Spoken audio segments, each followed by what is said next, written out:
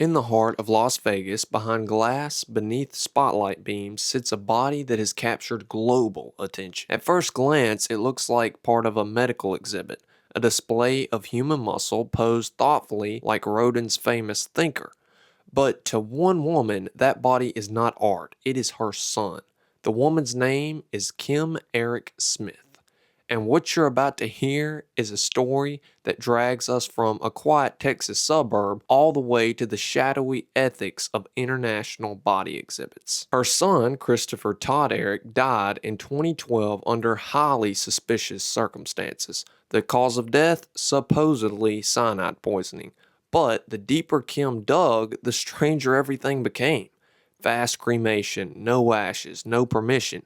Then, years later, she walks into the Real Bodies exhibit in Las Vegas and everything stops. She looks into the face of the corpse and is convinced it is him. But how could that be possible? How could a mother's worst fear be staring back at her from inside a traveling museum? And if it is him, how did he end up there? This story is about a death that refuses to rest, and a mother who refuses to be silenced. Christopher Todd Eric was born on September 27, 1989 in Mesquite, Texas, a tight-knit community just outside of Dallas. He wasn't just another face in the crowd. He was bright, athletic, and deeply grounded in his Christian faith. At this church, he was well known. He sang in the choir and volunteered for youth programs. At school, he played sports and kept up a close-knit group of friends. According to his mother, Kim, Christopher was full of life, with dreams of one day becoming a preacher. There were no warning signs, no red flags. He was the kind of young man parents hoped their sons would become.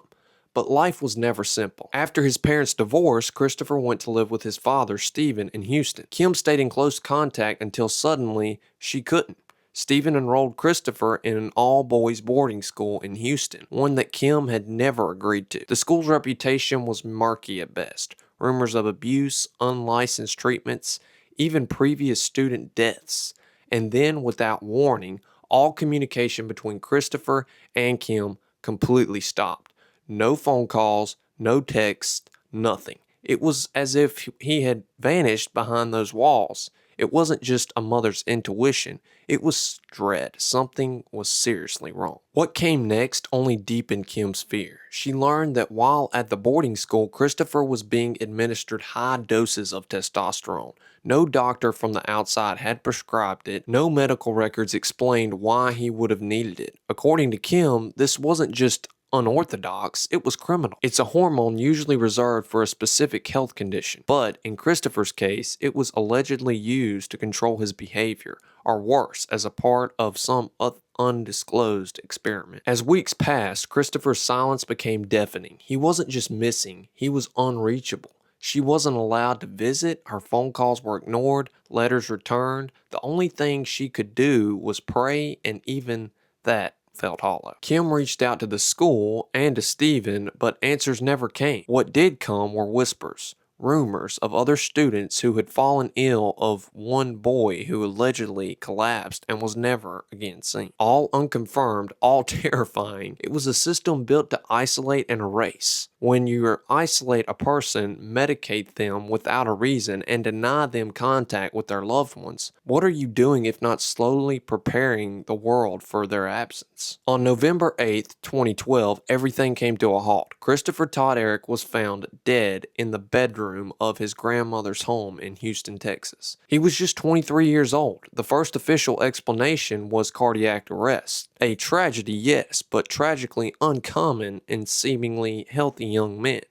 But it didn't sit right with Kim, and soon it wouldn't sit right with the authorities either, because a few days later the cause of death has changed. Cyanide, a rare, powerful, and fast-acting poison, the kind of substance you don't stumble upon. It kills quickly and painfully, slowly shutting down your cell's ability to absorb oxygen. According to the report, Christopher had a significant amount in his system. The examiner listed the cause of death as undetermined, leaving the door open to possibility. Was it suicide, an accident, or something more sinister? Kim didn't buy it. Her son had plans, a life. He had never shown any signs of depression, had no access of such chemicals, and lived under surveillance at all times, at school, under his father's control, And then came the twist that shattered her world even further. Before she could even say bye, his body was cremated without her consent. The cremation happened fast, too fast, before Kim had a chance to see her son one last time, to identify his body, or even confirm the cause of death.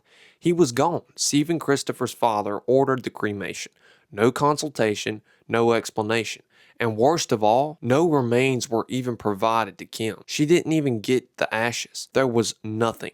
No closure, just a hollow, empty space where her son should have been laid to rest. She held her own memorial service. She invited family, friends, and the community members. But none of Christopher's relatives on his father's side came. No father, no grandmother, no step-siblings, no flowers. Not even a card. For someone as spiritual and beloved as Christopher, their absence felt cruel, like his disappearance was deliberate, like someone wanted to wipe away any trace of him.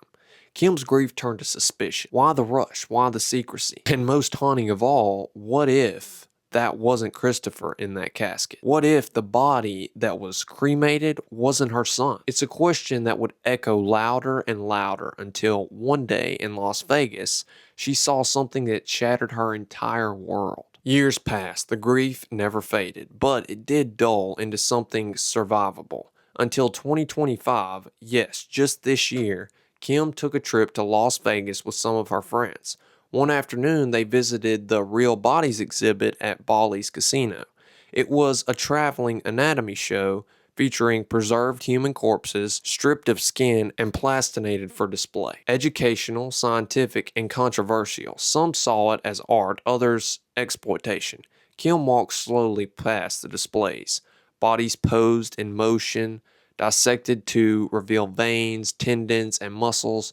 But at display case 27, she froze. The figure was seated in the tinker pose. No skin, no hair, just muscle and bone. But somehow, unmistakably, it looked like Christopher. The jawline, the height, the curvature of the spine, even the subtle position of the fingers. She pulled out her phone, opened two old photos, one of him at 17 and one right before he died. Her knees gave out.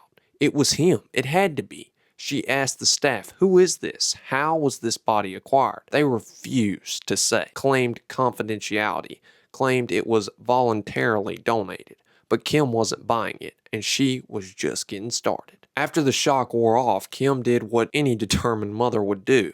She started investigating. She filed Freedom of Information Act requests, contacted medical experts, lawyers, journalists, and anyone who would listen. The Real Bodies exhibit she discovered was owned by a private company called Exhibitions.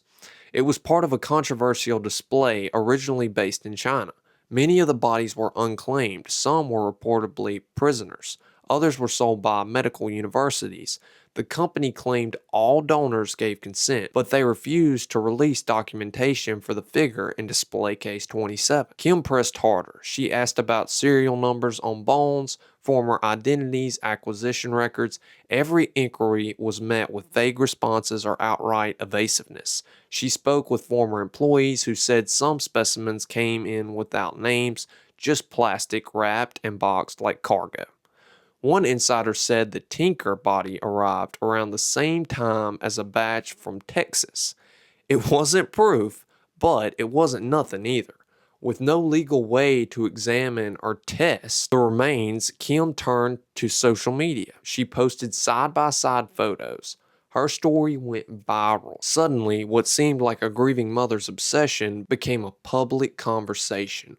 Where did these bodies come from, and how can we be sure they're obtained legally? As Kim's story gained traction, experts began to weigh in. Forensic anthropologists, bioethicists, even former medical examiners reached out. Many agreed that the anatomical structure of the plastinated body in display 27 bore a striking resemblance to Christopher.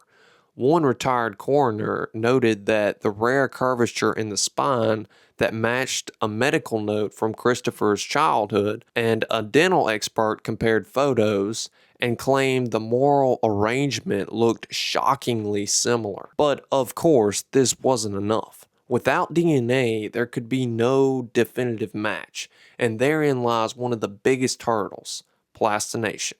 a process that replaces body fluids with plastic polymers.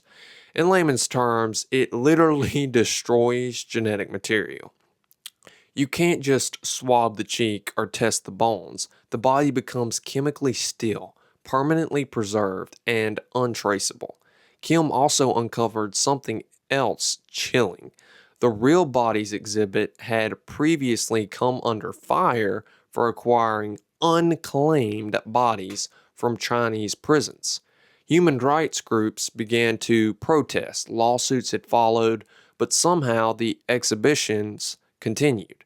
Kim began to wonder, had something similar happened here in the US? Was her son's body taken without consent, plastinated, and sold to a traveling sideshow? This wasn't just about her son anymore, it was about a global industry built on the silence of the dead. By this point, Kim had gone from grieving mother to amateur investigator and now reluctant legal activist. She contacted attorneys and filed petitions demanding the removal of the body from the exhibit pending an investigation. But she was met with wall after wall. Imagine Exhibitions insisted everything was above board, and since she couldn't prove legally that the body was in fact Christopher's, no judge would grant her a court order. There was no precedent, no law that clearly addressed what happened when a body is plastinated and shipped across borders. Even if she wanted to sue, she had no proof. Ownership of her son's remains, which she never received, no ashes, no death certificate with proper authorization, nothing. It was a legal black hole. She turned to legislators pleading for policy reform. She even launched a campaign urging lawmakers to require traceable documentation for all human exhibits. But change came slowly, if at all. Meanwhile, the exhibit continued to tour. The thinker continued to sit. It wasn't just about justice anymore. It was about recognition. She was trying to shut down silence. She just wanted someone to say, "This matters. Yes, you matter." And maybe, "Yes, he still is here." Today, display case 27 still draws crowds. People take selfies, they marvel at the intricacy of human muscle structure and the frozen moment of contemplation captured in plastic and bone. Most will never know the story behind the glass. Most won't see what Kim Eric Smith sees when she looks into that face. Her son, lost and never truly laid to rest. She still visits sometimes, not often, but when she does, she stands silently, phone in hand, zooming in on the details only a mother would recognize. The wrist scar from a childhood fall, the slight curve in the pinky finger. She whispers prayers. Sometimes she cries, but always she watches. She doesn't claim to have all the answers, and she knows she may never get them. But Kim's crusade has raised difficult questions about consent, about the human body, and about how far we are willing to go in the name of education or art. Maybe the most chilling part of all this isn't whether the body is Christopher's, maybe it's how easily a human life can vanish and how comfortable the world has become with looking, learning, and walking away. If you thought this story was unbelievable, wait until you see how this one single video, just minutes long, not only exposed but destroyed a $27 million drug empire.